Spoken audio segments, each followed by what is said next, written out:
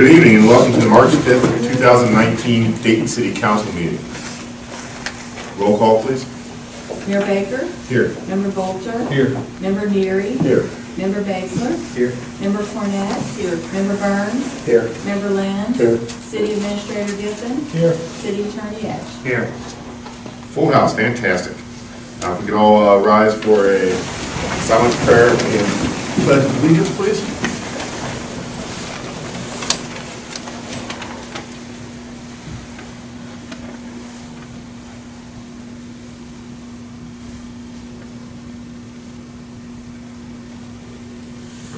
Allegiance to the flag of the United States of America and to the republic for which it stands, one nation, under God, indivisible, with liberty and justice for all.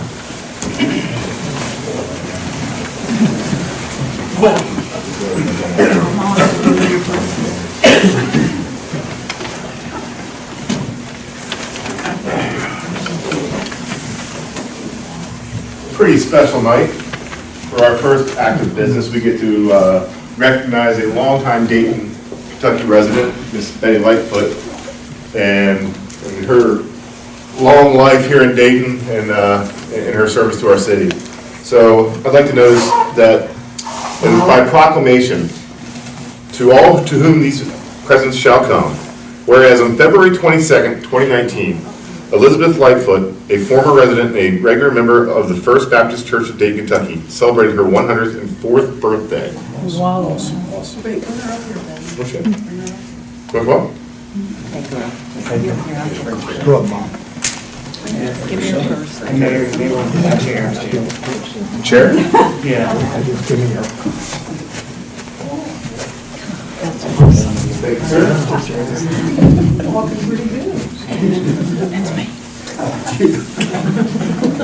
Let's start that again. So whereas on February 22nd, 2019, Elizabeth Lightfoot, a former resident and a regular member of the First Baptist Church of Dayton, Kentucky, celebrated her 104th birthday. Happy birthday.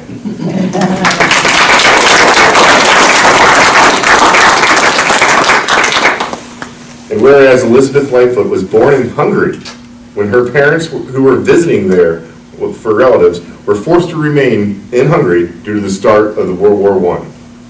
And whereas before residing in Dayton, Kentucky, Elizabeth Lightfoot lived in Cincinnati, Ohio in the late 1930s. And whereas Elizabeth Lightfoot visited Tacoma Bathing Beach in Dayton, Kentucky, where she met the love of her life, John Robert Lightfoot. And whereas Elizabeth and John Lightfoot were married on March 23rd, 1940, and lived on the 1200 block of 3rd Avenue until they purchased a home at 1025 4th Avenue on June 4th of 1948. And whereas Elizabeth Lightfoot and her husband resided at 1025 4th Avenue, raising one child, Carrie Lightfoot, until forced to relocate due to the flood of 1966. And whereas Elizabeth Lightfoot continues to be involved in the Dayton community, particularly at the First Baptist Church of Dayton, Kentucky, where she has remained an active member for the past 67 years. And whereas Elizabeth Lightfoot is a loyal and beloved friend to all in our community. Now therefore I, Ben Baker, Mayor of Dayton, Kentucky, do hereby proclaim March 5th, 2019 as Elizabeth Lightfoot Day.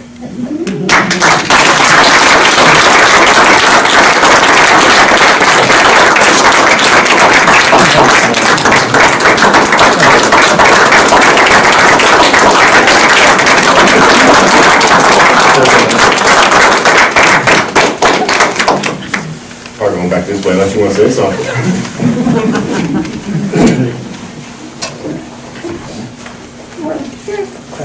Oh. It was better. It's embarrassing. No. Careful. You're very welcome. Oh, thank you.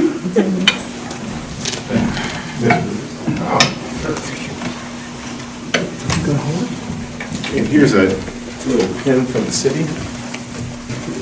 Oh, thank you. You're welcome. Nice.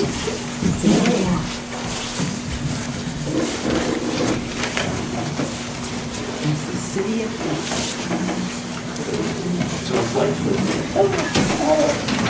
it on you, yeah.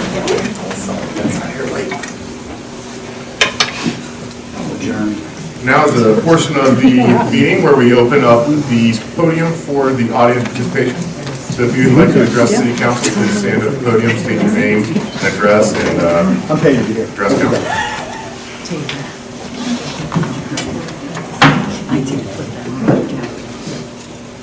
Would anybody like to address City Council? I would like to thank my niece, Tammy, for getting Betty's proclamation. I really appreciate that, and I'm sure she does too.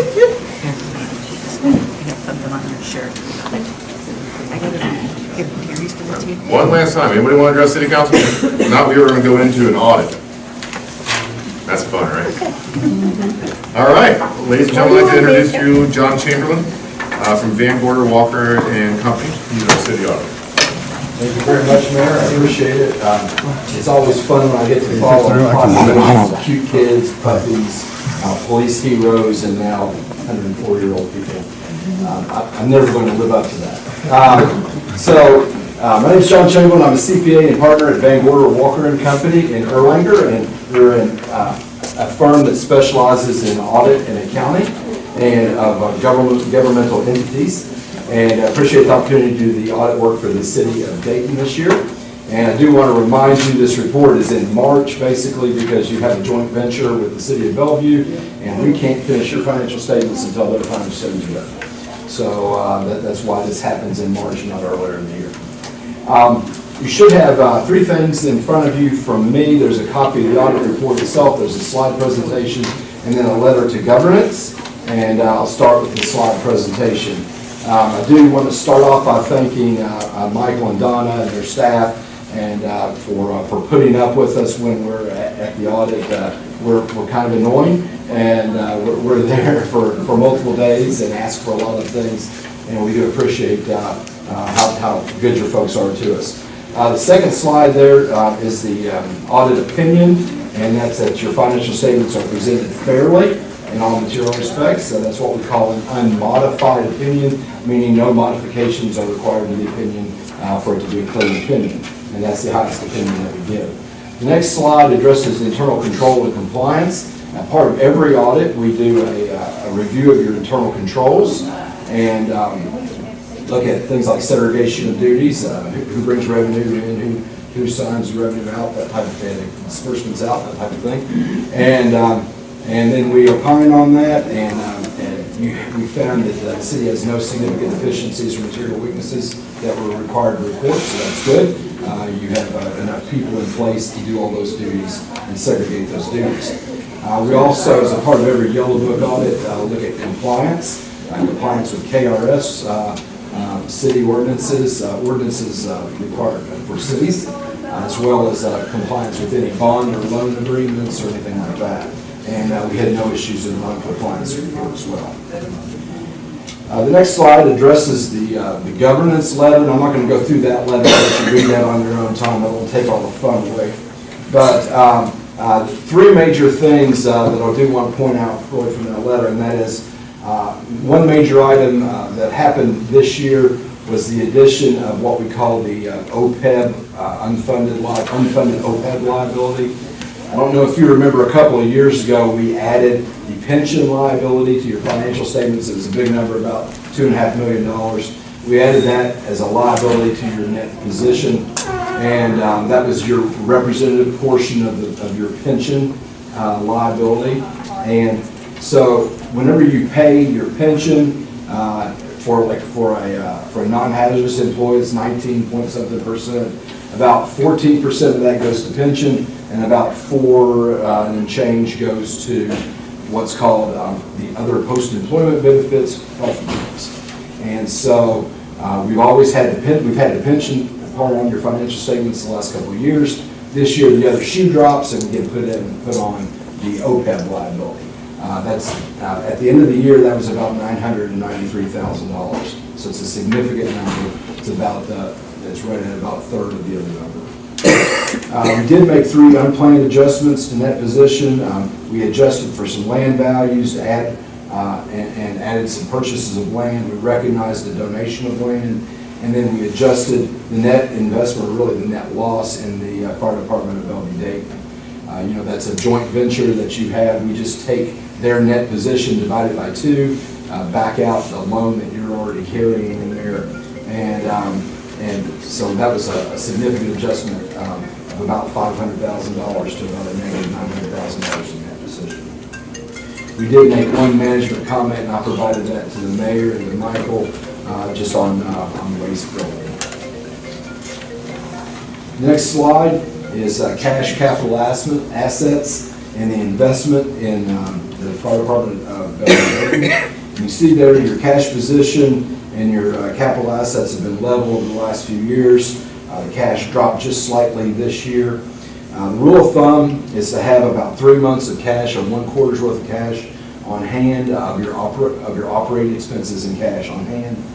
For this city, that would be right at just a little over $1 million.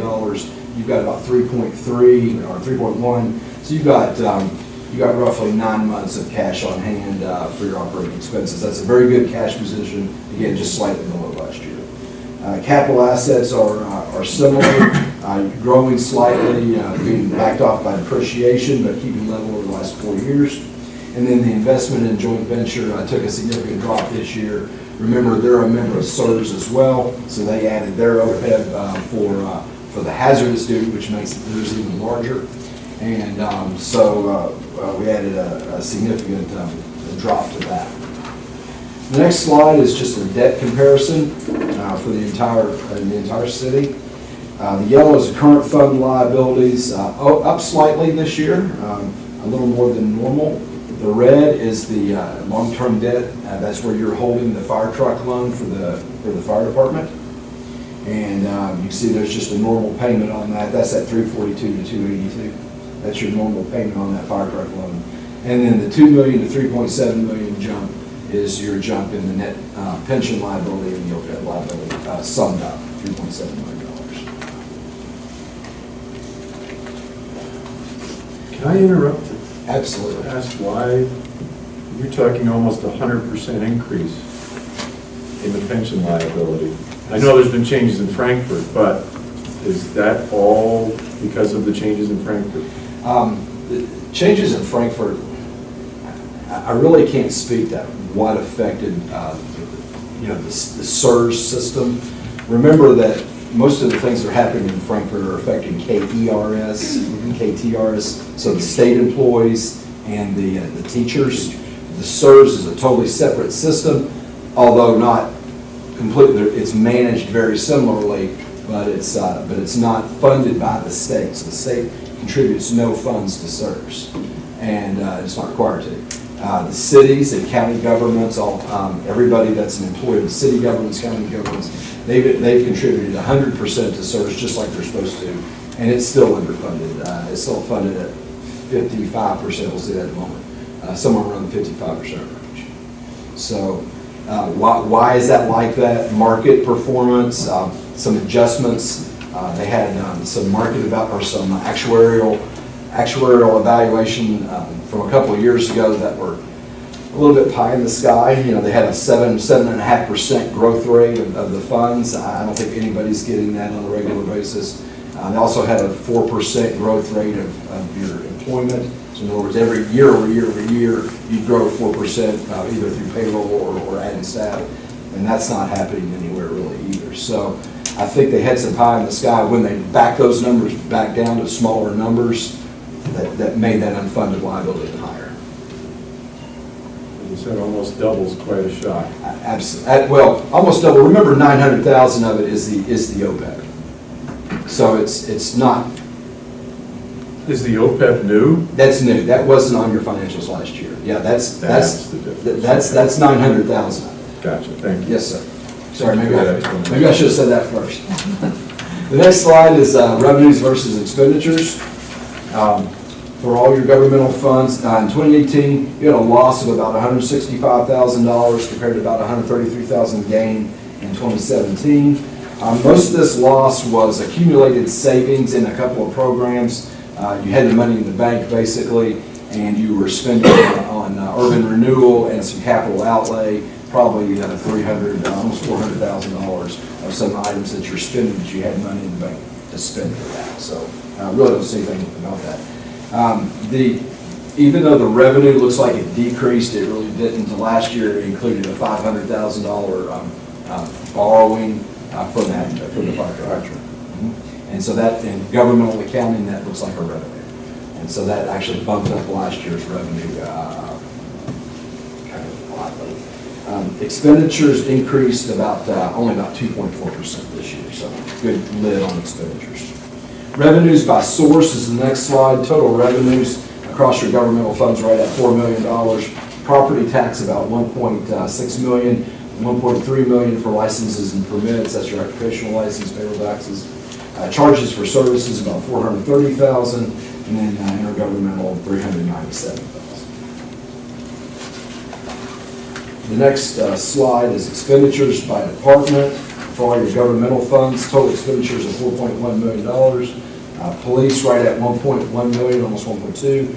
Fire and EMS right at $900,000. That's just the contribution pretty much this year.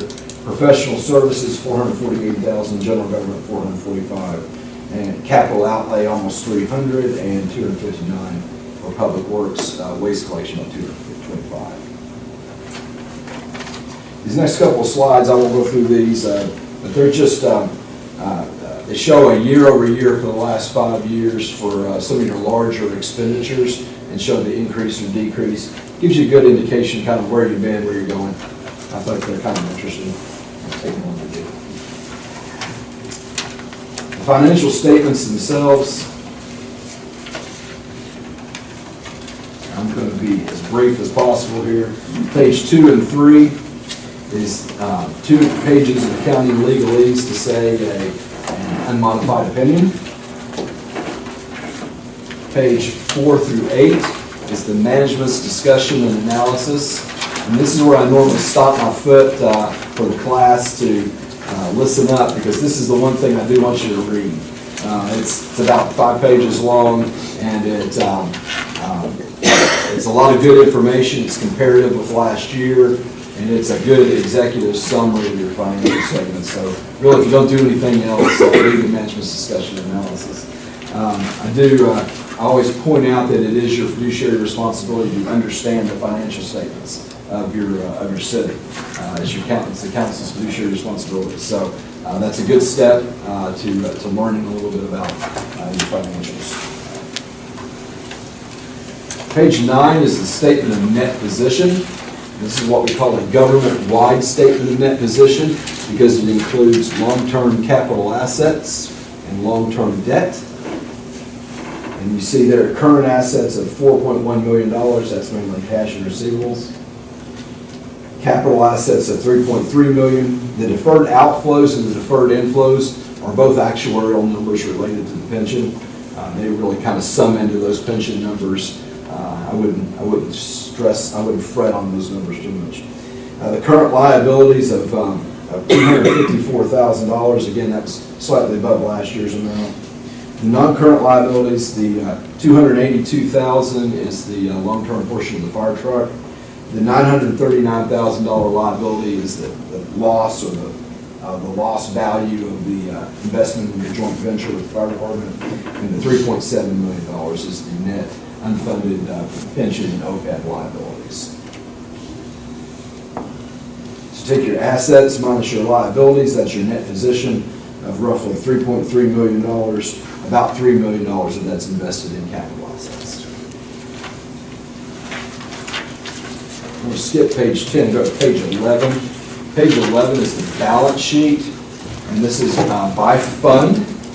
So this is the general fund, municipal road aid fund, and the urban renewal fund, and then a summary column for some of your minor funds. It does not include long-term debt and capital assets, so it's a little cleaner. And you see there, broken down by fund, total governmental funds, total assets, $4.1 million. Again, the most significant amount is in cash and receivables. Liabilities of $799,000, and then assets minus liabilities, fund balances of $3.3 million.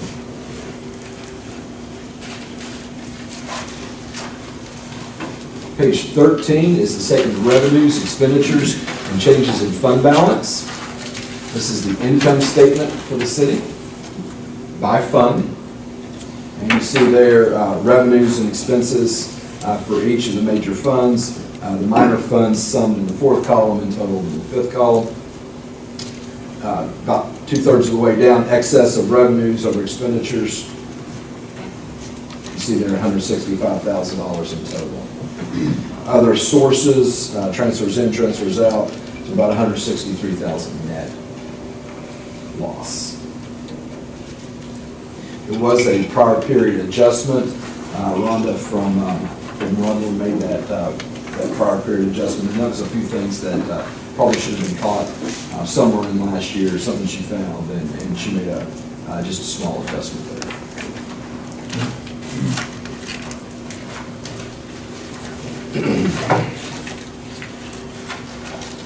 Pages 15 through 37 are the notes of the financial statements. Donna wanted me to read these word for word, but I think I can get that.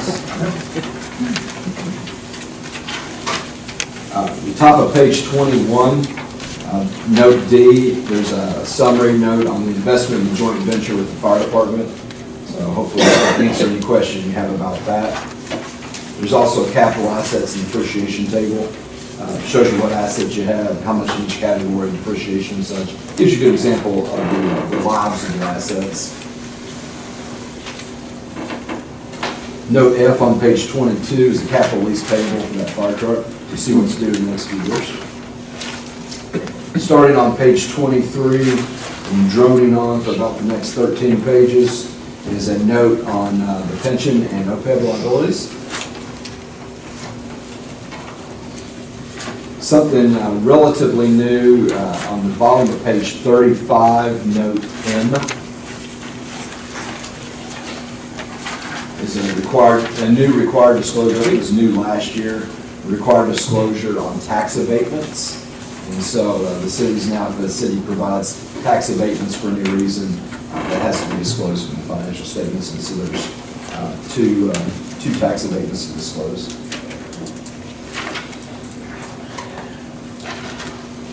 Page 38 is the budget to actual for the general fund. So it's a comparison of your original and final budget. Third column over are your actual revenues and actual expenditures. The fourth column over is a variance column. So a positive variance means the revenues are greater than what you budgeted, or your expenses are less than what you budgeted. So you always want a positive number in that line item. And you see there pretty much, except for a couple of outliers in the other charges in professional services, maybe you already planned on doing some building and you didn't do it. That's pretty much what that number is. But other than that, most of them are positive numbers, and they end in significant positive territories. Page 39 and 40 are the budget actuals for the municipal road aid fund and the renewal fund. Same setup, same. Page 41 and 42 are required disclosures for your pension. It's a 10-year disclosure. So that'll populate over the next 10 years. It's broken down between the non-hazardous and hazardous employees. The non-hazardous on 41 and hazardous on 42. And sir, to your comment on being funded, I think I mentioned it's 53% for non-hazardous and not 50% for hazardous. So it's 50% funded. So even though you contributed everything. What they've asked. Page 43 and 44 are the OPEB disclosures, same setup. Obviously the first year, so we only have 1 year in there.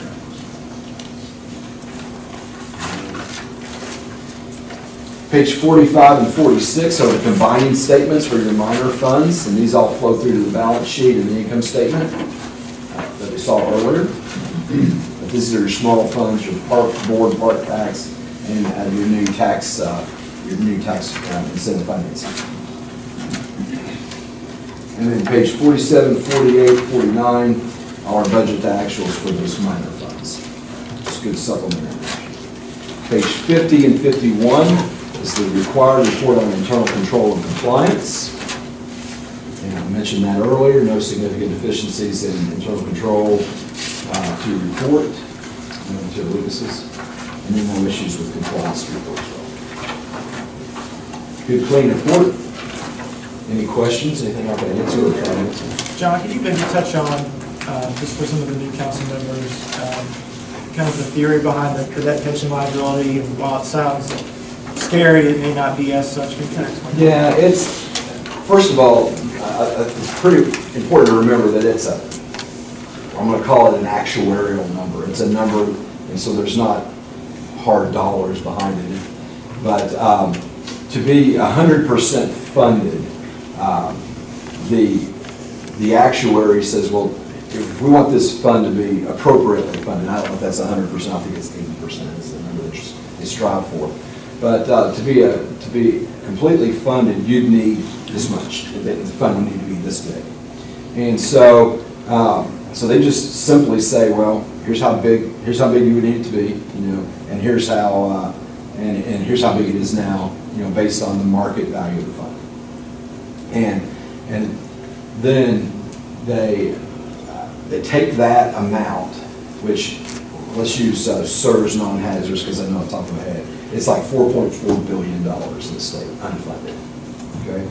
So then they take that and they take the 1,700 entities that contribute in Kentucky to the CSRS fund based on their contributions, and they break it up by the amount you contribute. So the less you contribute, the smaller your liability will be. There's some actual math fallacy in there, but I won't get to that. You can stop, if you shrunk as a city, it would go away eventually. Anyway, but the,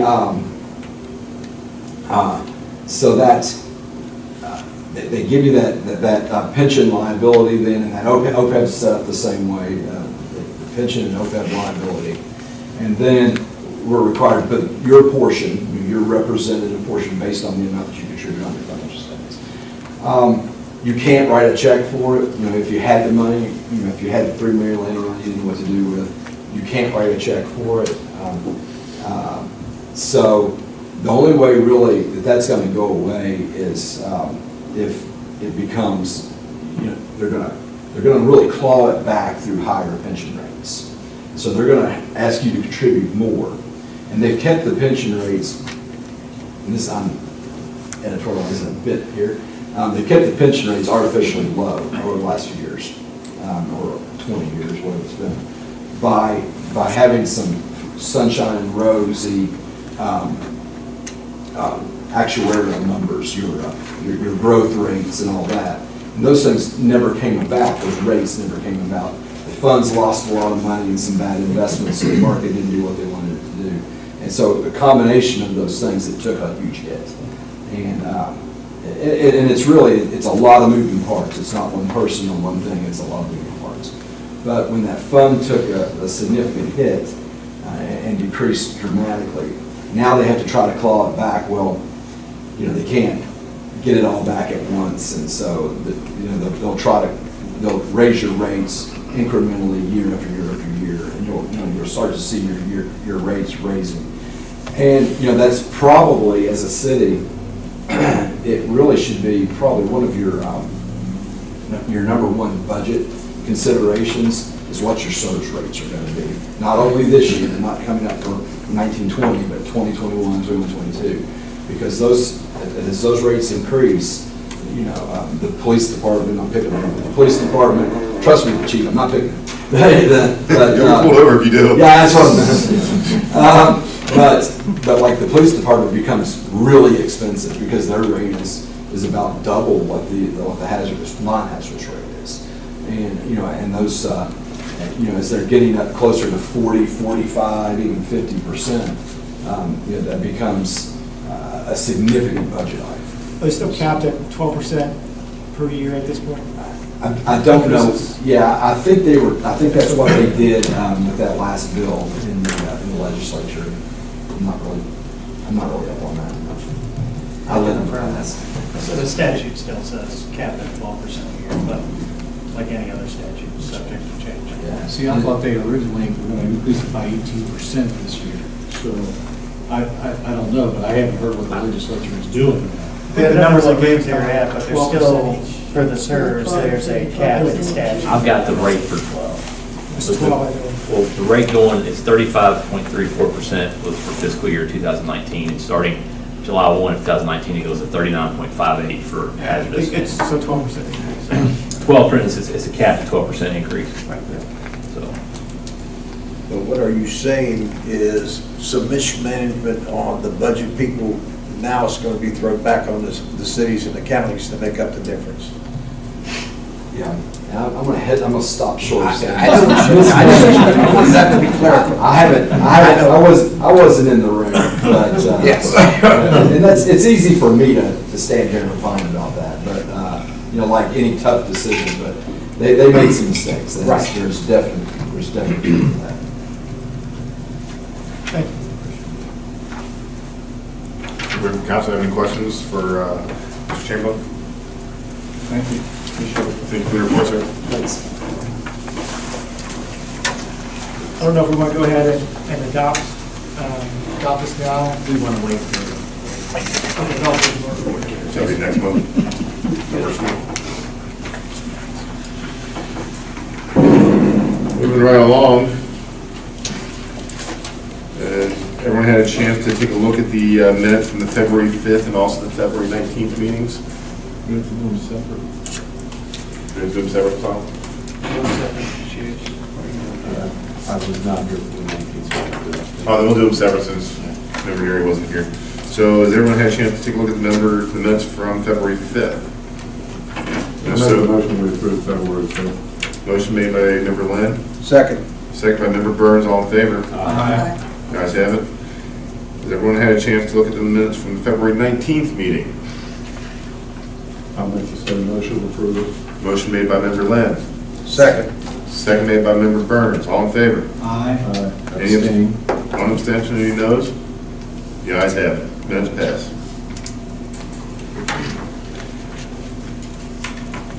Now for the ordinances orders. Donna, could you please read 2019 number 2R, declaring city-owned property as surplus? City of Dayton, Kentucky, municipal order number 2019, number 2R.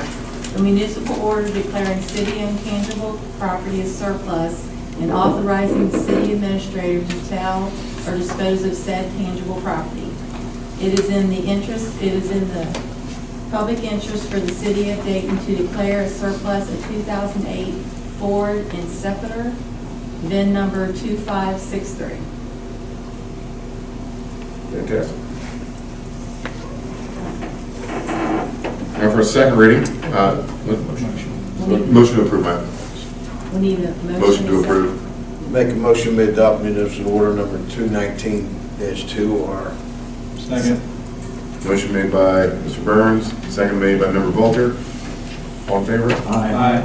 Any abstentions? Any noes? second. Yeah, we usually do a roll call on those? Can we do a roll call vote on that, please? Member Basler? Aye. Member Cornett? Aye. Member Burns? Aye. Member Lynn? Aye. Member Volter? Aye. Member Neary? Aye. The ayes have it.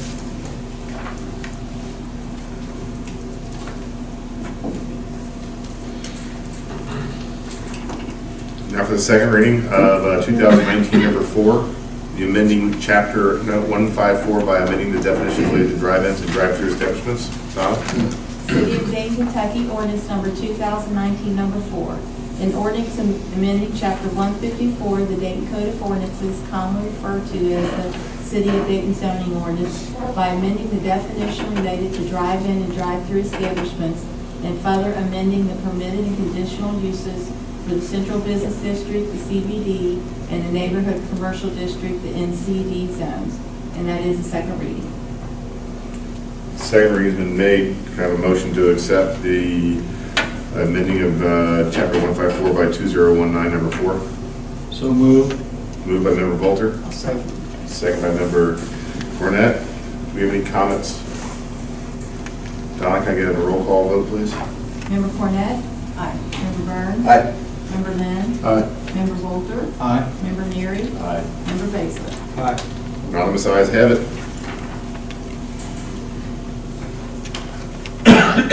The first reading of some new ordinances, number 2019, number 5, abolishing tree board. Donna?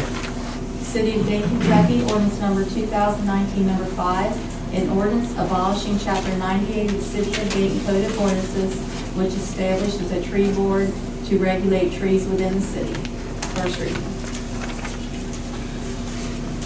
First reading. Number 29, number 19, number 6, to update the City of Dayton Code of Ordinances relating to sewers. City of Dayton, Kentucky, ordinance number 2019, number 6, an ordinance amending Chapter 51 of the City of Dayton Code of Ordinances. And that is also a first reading. First reading, number 2019, number 6. And lastly, Donna, number 2019, number 7, amending the civil fine for schedule for violations of garbage. City of Dayton, Kentucky, ordinance number 2019, number 7, an ordinance amending the civil fine schedule for violations of the City of Dayton Code of Ordinances, Chapter 15, garbage. This ordinance amends Chapter 15 of the City of Dayton Code of Ordinances relating to garbage by amending the penalty provision for violation of this chapter of ordinance from the standard city civil fine schedule to $50 per violation. First reading. And that culminates our first readings of those ordinances. Now on to our reports. First off with the mayor's report, I'd like to set out a task force, super task force, aimed at infrastructure. The idea behind that would be public safety with the new bump outs going down on the route, people being careful where they're walking, as well as water. We have a lot of water runoff coming off the hills, whether it's through streets and or off the hills on private property into other private property. I've had numerous citizens ask me if we could take a look into that, whether it's an issue the city could fix, whether it's an SD1 issue. I think it'd behoove us to create a super task force to do so. So I know Member Neary mentioned that he would be interested in serving on that task force. Is that true, sir? Gladly, sir. Thank you, so super. And then anybody else interested in serving on the task force? Member Baser. Anyone else? Only need 2, correct? Yeah, as many as you want up to 3. Anybody else want to join? Last chance to raise your hand. Sure. We're up to 3. All right, fantastic. So task force has been formed with Member Volter, Member Neary, and Member Baser. And that's it. Now on to the administrator's report, Mr. Giffen. Thank you, Mayor. I've got a handicap parking request that was tabled from last meet, probably the first February meeting. 705 Vine Street. The applicant now meets all the requirements to be accepted. So I'd like to ask for a motion to accept the handicap parking request for 705 Vine Street. So moved. Moved by Member Burns. Second. Second by Member Lynn. Any comments? All in favor? Aye. Any nays? Any abstentions? Ayes have it.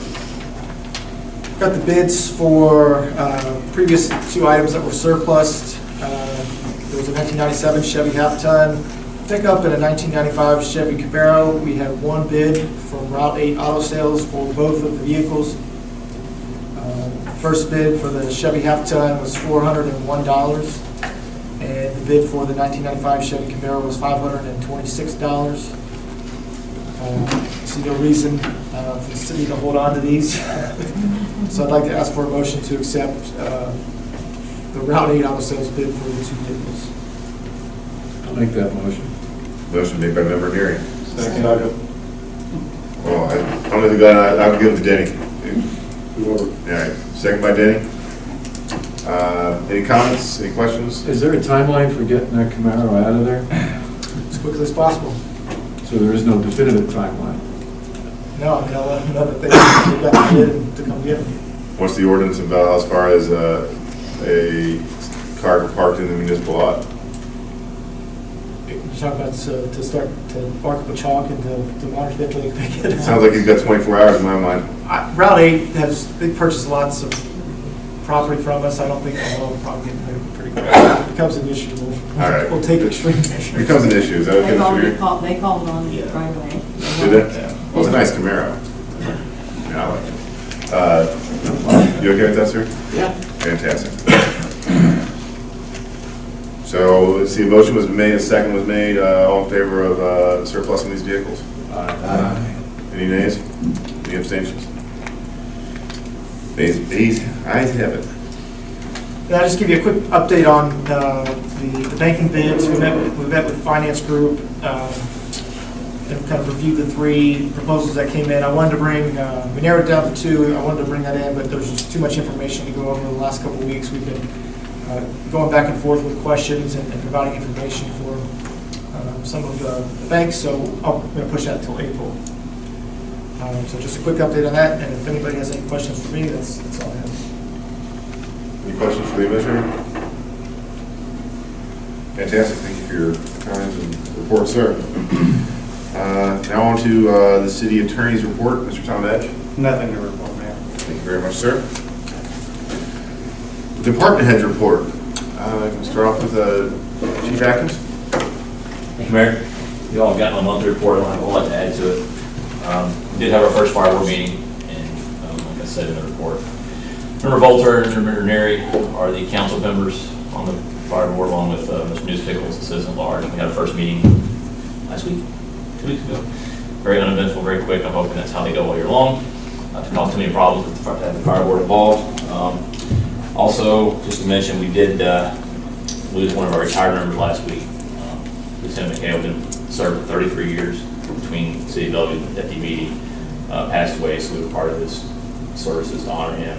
It's very nice, very sad, very nice. And then also, my last guy has passed his paramedic test, so I'm full up with all my medics now. I really don't have a lot else to add. I got anything? Chief, I just want to compliment you once again. Not only do they do a fantastic job by the EMTs and from the fire department, but I looked on here again and all the volunteerism things you do. The polar plunge is one thing, but the thing I noticed most importantly was when you volunteered down Lincoln School. Yes, I know that the kids appreciate it, but you're starting off giving them young kids some good things to think about, and so I compliment you. Thank you. You're welcome. We try to be in schools as much as we can, and you know we're in Lincoln, we're in Iowa, we're in schools in Bellevue, and it is just kind of lay some groundwork to show them what we do, show them start some fire safety, pub ed stuff off, and show them not to be afraid of us. I think that's a misconception. Everybody thinks that the fire department they just go on EMT runs or fire runs and they don't do nothing else. Well, that misconception is they do a whole lot of other stuff, and just the routine stuff, the voluntary stuff you guys do is just fantastic. We're in the communities, and it's part of being in the community. So. Great job. Thanks, sir. Chief, I certainly want to relay our condolences from the city to Mr. McHale's family and friends and your department. Sir. His service to our community is respected, and it's very sad to hear of his passing. Thanks, sir. Thanks. Thank you. Chief Halfhill? You all have my reports. Any questions? Any questions for the police chief? Sorry about that. Thank you very much, sir. Mr. Lyle, your code enforcement report, sir. Yes, good evening. You have our report for February. Just a brief summary. There were 45 letters issued for the month of February. 38 of those were violations and 7 were citations. And there were 28 cases that were closed in the month of February. Mr. Rich, I have questions, concerns? Phil, I'd also make a comment to you that, you know, everybody thinks these delinquent properties are just people who live in the city of Dayton. I looked at this, and they go all the way from Charlotte to Fort Thomas to Cincinnati. They also, one of the things that jumped out at me, when he goes after somebody, he just don't go after local people. I looked on here and he went after the Kentucky Housing Board out of Louisville, Kentucky, so, or Frankfort, Kentucky, I should say. So great job. Keep that for everybody. Thank you. Your report, sir. Thank you. Mr. Yoder with the Economic Development Report.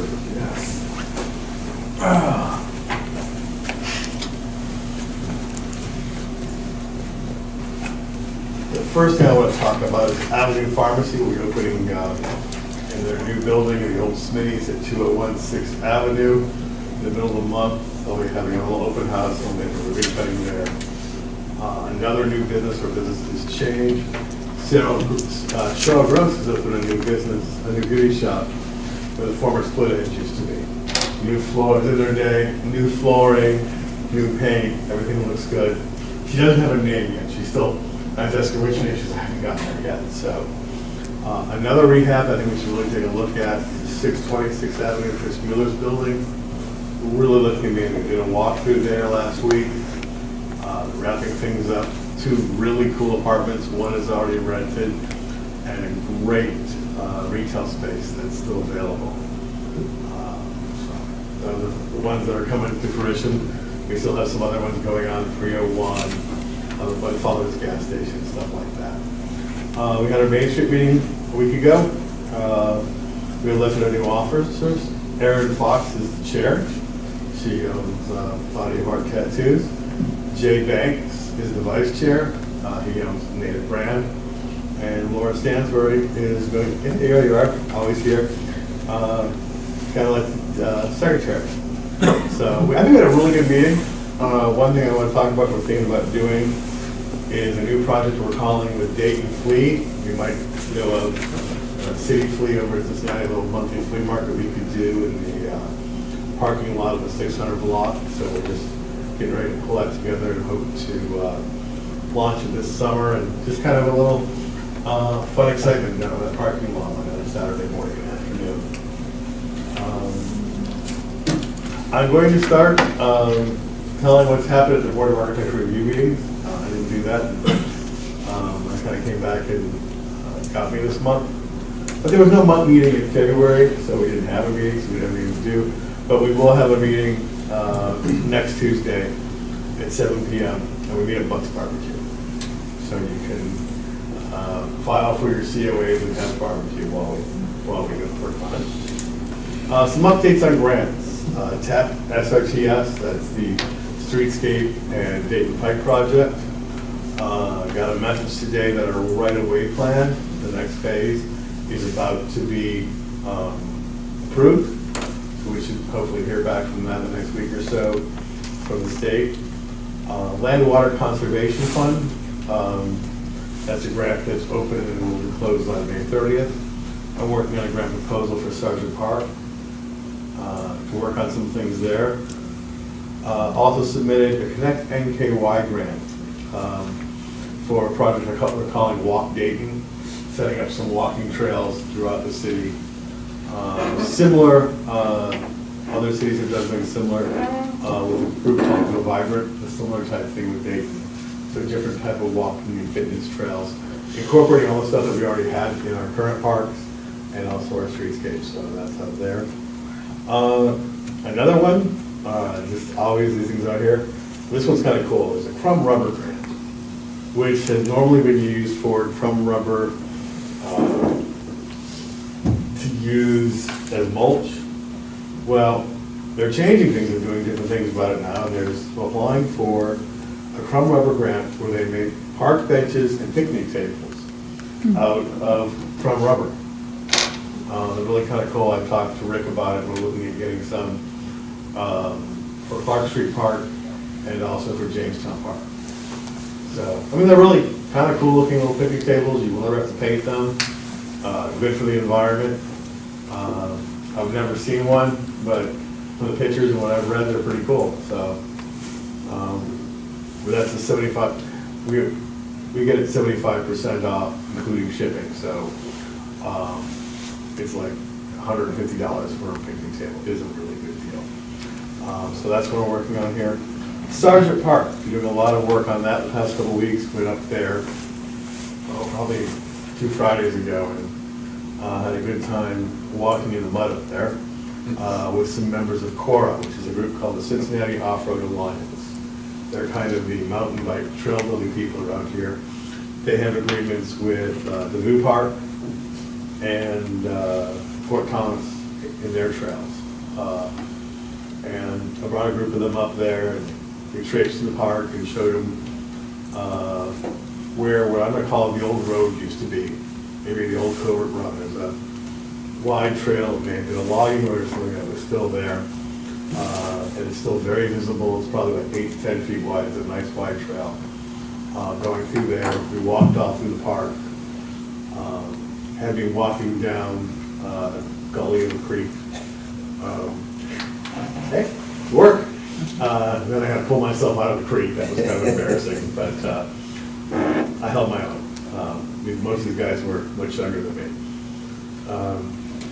And one thing that I went through there, I do walk through there at least once a year. And one thing that I've noticed after this winter, there are a lot of trees down over the trails and stuff. And so I'm getting quotes from an arbor to go in there and just take down the dead and dying, mainly ash trees. They've got to come down. I mean, before you had like one tree over the trail, but you've got areas where you've got 4 or 5 trees falling on top of each other. It's just time. We're going to have to take them down. So I'm going to start getting some quotes. If not, they're going to fall down. And if we start getting people to use it more, I don't want to fall down too hard for losing money. So that's probably one of the first things that we're going to have to do. And so I'm going to get some quotes. We're going to find out how much it is and we kind of go from there. But we're just going to drop the trees, pull them off the trails, and let nature take its course with them. We're not going to pull them all out of there, mulch them all up. It's just, they become part of the natural landscape. So that's what we've been working on for the past month. Any questions? Bob, I got a question for you. And it's just of my observation, and you're more experienced in this, but at the Avenue Pharmacy, the handicap ramp they got up, they put up there, it just looks awful narrow to me. It was built wide enough. Okay, it's just my observation. I just want to make sure we're in compliance. It's tight. It's a tight space. Campbell County building permit, we looked at it, we discussed it. If you had more space, you would have made it wider. Yeah, I just want to make sure we're in compliance. That's our biggest. They're in compliance. Okay. You said they are. Yeah, well, that's what building committee told me. That's what matters to me then. So, and probably I could also say probably next month at our council meeting, probably before the meeting, I'm going to have a public meeting on Sergeant Park, and part of the grant that I have to do for doing that. I want to talk about some stuff up there, and I'm going to see if it's okay with everybody to bring some of the folks from Corey and to talk about what they'd like to do. They'd like to get a memorandum of agreement between them and the city, and how it works. Fort Thomas has one, and so does Covington for the Park. So it's mainly the idea is they will help us blaze the trails, but it's going to be on the city and our volunteers to keep the trail open. They won't be doing annual maintenance there. I have a question for you as far as pedestrian sharing the trail with bikes. I mean, I think it's an awesome avenue that you went down to try to find people that are doing this work. But I also, I'm not sure how large of an off-trail or off-road biking community that there is here. And I want to make sure that as we look to develop the park, that it's geared towards everyone being able to enjoy it. And I know once you start riding a trail, it starts digging into it, and these are things we're discussing. One nice thing about what I call the road, it's 10 foot wide. It's essentially a road, so there's opportunities to share the road. And for mountain bike trails, you'd probably do something more of some single tracks going off the road. So you might ride your bike down to a single track, which would take you down the hill. So you're right. If we were talking about a narrow, 4-foot, 5-foot wide trail that would work. I mean, I'll show you some pictures. You can almost drive, no, you can drive like a good-sized Gator ATV down this thing quite well. You can tell it probably was some type of logging or access road. It's quite wide. So we're talking 8 to 10 feet, so there should be enough. But that wouldn't be that long of a trail through it, right? Like, I mean, there wouldn't be any like pedestrian meandering, or is it just like kind of a straight shot from the top of the hill? It kind of goes, it's hard to explain. If you go up to the gate on Lincoln Road by Sargent, it comes down along a ridge line. One part of it shoots towards Bellevue. That's why I think we made the old Covert Run, the original old Covert Run pike before it was built. It kind of runs down through there. Another part shoots off and goes to the east. And it kind of comes down on the north side of the park. There's another gate. It dumps out there. So I'm going to have some people walking these trails, and we're getting the pictures so we can go and look at it. But this one trail that I'm talking about, I'm going to call it the road, is what we want. And now's a good time of year to see the lay of the land up there, with a little bit of snow on the ground. We're trying to get stuff mapped out, and you may go up there and see some flags. You know, we're kind of marking some stuff out now while the greenery is down and you can see stuff. So, yeah.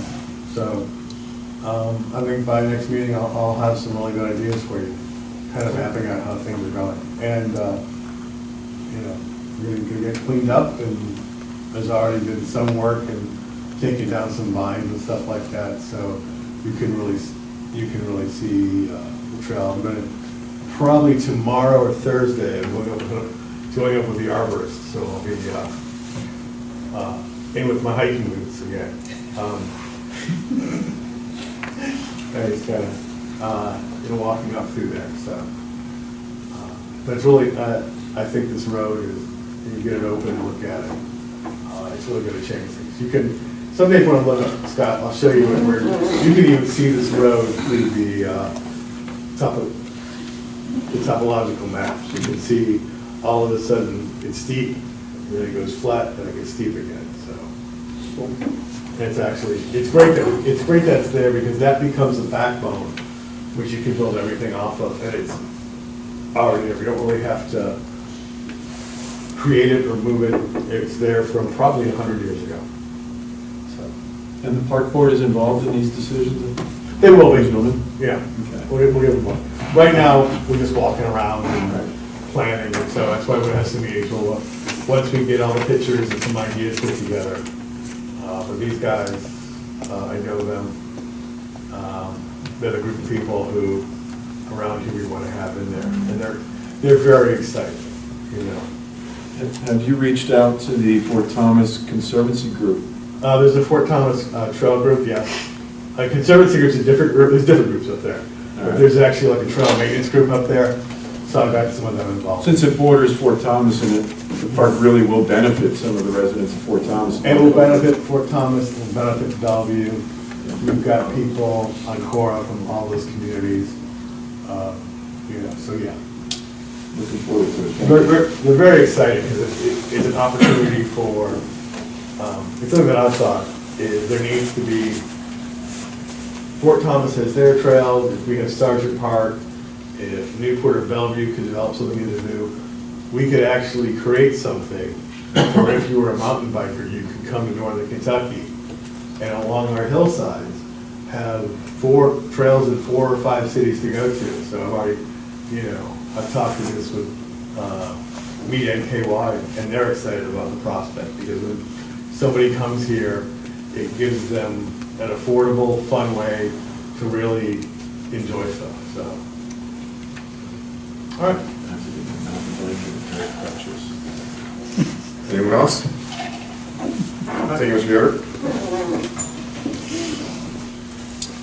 On a correspondence. No correspondence. I'm up to petitions. Any petitions tonight? No petitions. Unfinished business. Any unfinished business? I would like to discuss, make sure that everybody's aware of the public hearing schedule coming up. Yeah, so we set KCF to present their new city building plans, the new city building report on March 21st at 7 o'clock p.m. It'll be at the high school gym, obviously. Give us some more room in case we have a large attendance. Again, it's March 21st, 7 o'clock p.m., right behind us at the high school gym. Can we get that on the website? It's on there. It's on. Is it on the kiosk? Can we get it on there? It's on there too. Good. All right. Good. March 21st. Anybody else any unfinished business? Yes, sir, Mr. Lynn. Back in December, we had a couple of gentlemen come before Bob Stevie and Bill Dunlop came and asked that we look into dedicating the flood wall to Dee Huddleston or Gene Snyder. Myself and Jeff did sit down and meet, and one thing we do know is that the walkway for the flood wall was dedicated to Lou Brady, who was pretty much in charge of the flood wall at the time, getting it done. Him and Larry Lovelace both had a lot to do with it. But you know, at that dedication, it was technically, you could say that flood wall was dedicated because it was dedicated to the citizens of Dayton, Kentucky, who by their faith and sacrifice made this levee possible. And in our meeting, myself and Jeff, we talked about that, you know, if the city wanted to do anything and dedicate to somebody, that we look at somebody from the city of Dayton instead of a Washington, D.C. politician. Yeah, they did a lot for us, probably helping us fund money for it and that, but there's a lot of local people here that have done just as much. And we don't have a name in mind of anybody, but we kind of just are leaving it at that, that if anybody is got somebody in mind, that we should look at it. But personally, I'd say we just leave it alone.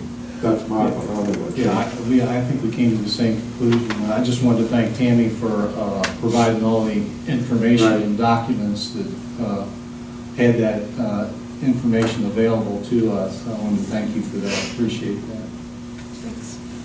I concur with that.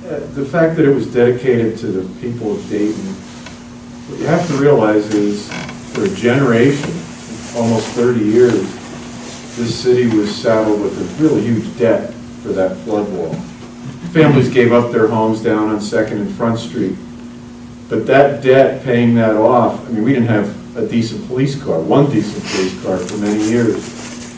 And while the citizens of Dayton were sacrificing other things, other cities around us didn't have that debt, kind of got forward from us a little bit. So I agree with you, Danny. Dedicating it to the citizens of Dayton that actually paid the price for that wall, I think that's more fitting. And then I think that's probably what they had in mind when they did it. You know, this was back in 1982 that they did the dedication. And making it dedicated to the citizens and then just doing that walkway for Lou, because there's so much involved in it at the time. So, like I said, and we talked about it, I'd say we just leave it alone, leave it where it's at, and move on. All right, thank you for your work on that, committee, sir. Anybody else, new business? New business then? I'm sorry, unfinished business. Everyone good? New business? Yes, no favor of part-time. May I? Saturday, I attended part of a great meeting in Bellevue. And I suggested to the mayor that we should copy this. They had a meeting of all the council members, all the department heads, the mayor, city administrator. The meeting was led by the city administrator. They gave out a great binder to those present. of everything, what every department does, budget breakdown. Each department head gave their synopsis of what was going on, why it was going on, and what was needed. I had to leave the meeting before it was over. There was no audience questions allowed, which made it flow really well. I honestly think that we should do that here, because there's a lot of questions we can't, we could go on for hours and hours about different department things. For us, this is a part-time job. I would suggest to the mayor and administration that they maybe talk to Mr. Warnock over there, see if it was worth his time to do it. I think it really would be. So do they do that annually? No, this was the first time they ever did it, because they have a new mayor and 4 new people on council. But Joe, we actually did something like that. Actually, it was a retreat that we had, and sat down with all council and each city presented. Retreats like that, it has to be open to the public. Well, the last one we did was. Right, you can do it right here in this room. Last one we did. And it was done right here. It was a workshop. Things and stuff. Yeah, that's what it was basically, and It was a budget, actually, it was like a budget workshop. there's some great questions from different department heads of different departments. Just getting everybody in the same room, got everybody on the same page. So if you can contact Mr. Warnock or Mayor Cleaves, see if he thought it was worth it, I think it would be worth it for us. Mr. Giffen, would you please contact Mr. Warnock to see if it was worth his time? And I do think it sounds great. But I agree, contact and make sure that they actually got some value out of that. And the worst part was I had to sit there, I couldn't see anything. That was tough. The second thing I have is April is Pedestrian Safety Month. And I know our city to the west, Bellevue, is putting on an emphasis on pedestrian safety. I think I want to have a meeting within the next week or so with the infrastructure super task force and maybe put that under our bailiwick. Just public information out there. Don't cross the street dressed in black at night in the rain looking at your phone, that kind of stuff, but also for the drivers too. And also looking at our crosswalks and infrastructure and lighting. We want to be a walkable community. We want to be a safe walkable community. The last thing I have in new business, sir, is I want to take this opportunity to congratulate Rick and Roxanne Zumwalt of the Purple Poulet. March 15th, they will celebrate 3 years in business. They were our CCAP pioneer. They took a huge risk on the city of Dayton. We did support them with CCAP funding. But any night that they are open, you can see how many people they are bringing into our city. They've been a huge asset to us. The best fried chicken in the state of Kentucky is right on our main street. I would just like to have everybody, if you can, at least stop by and congratulate them this month on their 3-year anniversary. That's all I have, sir. Very apropos, considering it's Fat Tuesday and they have a fantastic Cajun selection. Oh, yeah. So that's a good time to roll, man. All right, so also new business, we have the Memorial Day Parade, which will be coming up on May 27th. Starting time at 10:30 a.m. It's obviously one of our favorite days of the year. Make sure your front yard is cut and I think the house is looking presentable. You go about that? Yeah, I've got that in front of me if you want. Please. I've got a special event application, also from the VFW, for their annual flea market and craft sale, May 18th. I think they usually do most of it inside, but I think they're shutting down the street and having a portion of it outside, which is the main reason that it's coming to us in a special event application. So it looks like, again, May 18th, the time's requested from 10 a.m. to 4 p.m. They need the road blocked off on Main Street between 6th and 7th. I believe we've done this for them in the past, so I'd just like to ask for a motion in order to accept that and the street closure for that time period. I'll make a motion. Motion made by Member Burnett. Second, Michael, the other thing I request you do, and I do it every year, but I just want part of the record, that they contact the residents on that street, because there's 2 or 3 residents on that street that I think they're all members of the... I think they're all with the VFW, but just so part of the record. So the second was made by Bill with the comment about contact the residents. All in favor? Aye. Any nays? Any abstentions? I have more. Please do. Civic Club, Easter egg hunt for the city is April the 13th at 1 o'clock. If it's rain, we're gonna have it the next day on the 14th. So they're obviously looking for any donations of plastic Easter eggs, candy, or volunteers. You can get in touch with me, Donna, or Jessica Lovins. I also turned in the grant for the Kite Festival last Wednesday for $10,000, so I'm waiting for an answer on that. Fingers crossed, man. Fantastic. Anybody else need new business?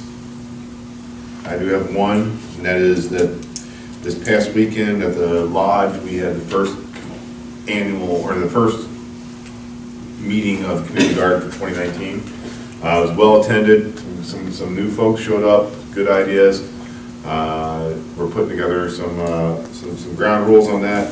And the next meeting will be Sunday, also at the lodge. Thank you very much, Mr. Besser, for donating your space and your time, where we're going to start seedlings. So if you want to stop on by, it's a great family event, and grow some healthy food for our town. What time? Yeah. That's 3 p.m. Yeah.